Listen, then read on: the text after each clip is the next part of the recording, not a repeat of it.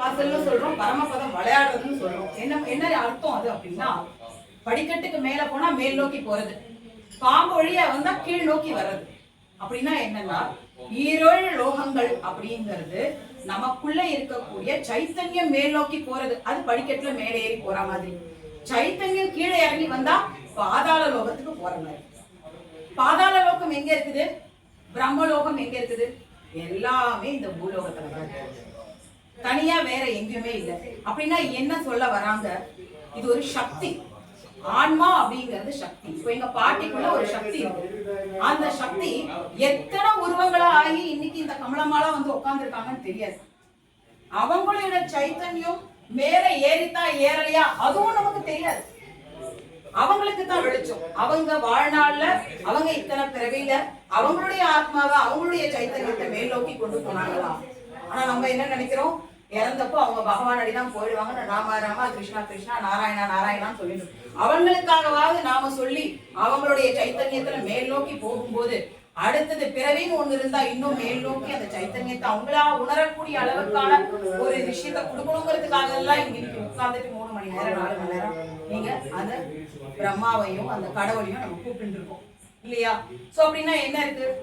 பூலோகம், பூவர்லோகம், சொர்க்கலோகம், மகர்லோகம், இதெல்லாம் லோகம் எல்லாம் போயிட்டு அதுக்கப்புறமா பிரம்மலோகத்துக்கு போகணும். அப்படிங்கிறது பூமியில இந்த உடம்பு இருக்கும் போதே நம்ம பிரம்மலோகத்துல இருக்கலாம் அப்படிங்கிறதுதான் பரமாத்மா நமக்கு சொல்றது. ஆனா நம்ம என்ன பண்ணிட்டு இருக்கோம்னா, பிரம்மலோகத்துக்கு போக வேண்டிய செயல்களை எல்லாம் விட்டுட்டு பாதாள லோகத்துக்கு, அத்தல வித்தல தலாதல மகாதல பாதாள லோகத்துக்கு போற மாதிரி செயல்கள் எல்லாம் செய்யறோம். அப்படின்னா என்ன? பிரம்மலோகத்துக்கு போறதுக்கு நான் என்ன பண்ணணும்? பாதாள லோகத்துக்கு நான் போறதுக்கு, பாதாள லோகத்துக்கு போறதுக்கு நம்ம ஒண்ணுமே பண்ண வேண்டாம். ஆட்டோமேட்டிக்கா இப்ப நம்ம எல்லாரும் பாதாள லோகத்துலதான் இருக்கோம். எப்படி இருக்கோம்? பொறாமை இருந்தா பாதாள லோகம் தான், பொய் சொன்னா பாதாள லோகம் தான், அடுத்தவங்களுக்கு துரோகம் பண்ணா பாதாள லோகம் தான், நினைச்சாலுமே பாதாள லோகம் தான், பகவான் மேல பக்தியே இல்லைனாலும் பாதாள லோகம் இல்லைங்களா? சோ அப்படின்னா நான் பிரம்மலோகத்துல இருக்கேன்னா என்ன அர்த்தம்? என்னுடைய உடம்பு, என்னுடைய மனசு, என்னுடைய ஆத்மா இங்க இருக்குது, அது பகவான் கொடுத்தது அப்படிங்கிற உணர்வோட இருக்கிறது தான் பூலோகத்துல இருக்கிற மாதிரி. பிரம்மலோகத்துல இருக்க மாதிரி கூட கிடையாது. வெறுமன பூலோகத்துல இருக்கிறதுக்கு என்ன அர்த்தம்? இப்ப நம்ம எல்லாம் எங்க இருக்கோம்? வெறுமன பூலோகத்துல தான் இருக்கோம். பூலோகத்துல இருக்கிறோம்னா ஆமா எனக்கு உடம்பு இருக்கு, எனக்கு மனசுன்னு ஒண்ணு இருக்கு, எனக்கு ஆத்மான்னு ஒண்ணு இருக்கு, அத வந்து கடவுளை நோக்கி நான் கும்பிடணும்னு நினைக்கிற ஒரு நினைப்போட வர்றது நம்ம எல்லாம் பூலோகத்துல இருக்கோம்.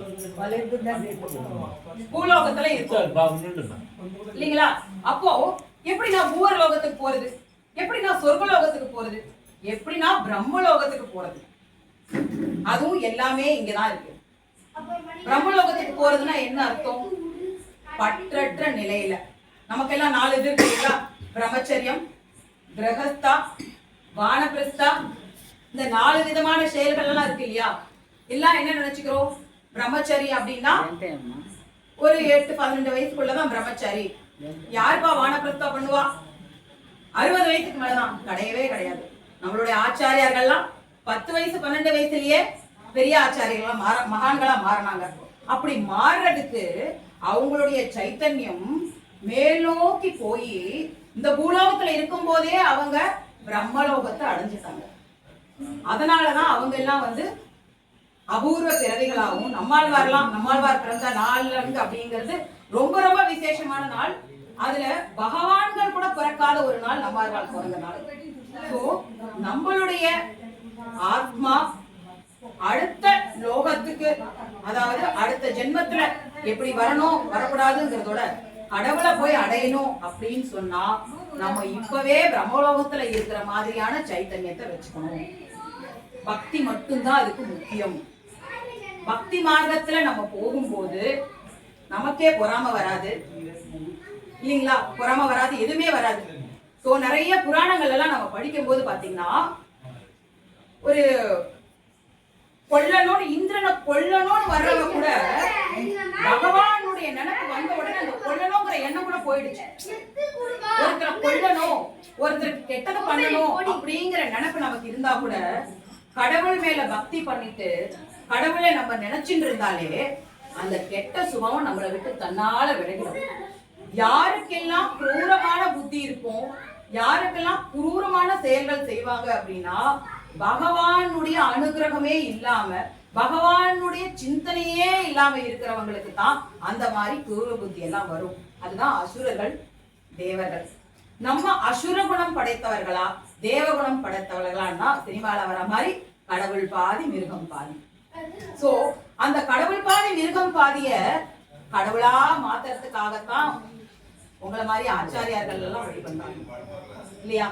நாங்க எல்லாம் கடவுள் பாதி மிருகம் பாதியா வந்து இங்க உட்கார்ந்துட்டு இருக்கும் போது நீங்க இல்லங்க கடவுளா மாறணும் அப்படின்னு இன்னைக்கு இந்த 3 மணி நேரம் பகவான் கூட ஆசீர்வாதம் பண்ணிட்டார். இந்த 3 மணி நேரம் நீங்க பண்ற இந்த வேலை இருக்கு இல்லையா, இதை என்ன சொல்றீங்க? கடவுள் பாதி மிருகம் பாதியா இருக்காதீங்க. நம்ம தெய்வ சங்கல்பத்தோட தெய்வத்தை நினைச்சிட்டு பண்ணும்போது இந்த பூலோகத்துல இருக்கும் போதே பிரம்மலோகத்துக்கு போன மாதிரியான ஒரு பாவத்தை நமக்கு கிடைக்கும். அடுத்த ஜென்மத்துல இங்க பிறப்பே இல்லாம பகவானோட திருவடிகளை அடையணும் அப்படிங்கிறது தான் இந்த சூட்சமம். நாளைக்கு அவங்க பகவானடி அடையணும் அப்படிங்கறத நம்ம நினைச்சு பிரார்த்திச்சுக்கலாம். சரிங்களா? அதுக்கு முத்தாய்ப்பா ராதே ராதே ராதே கோவிந்தா அந்த பாட்டு.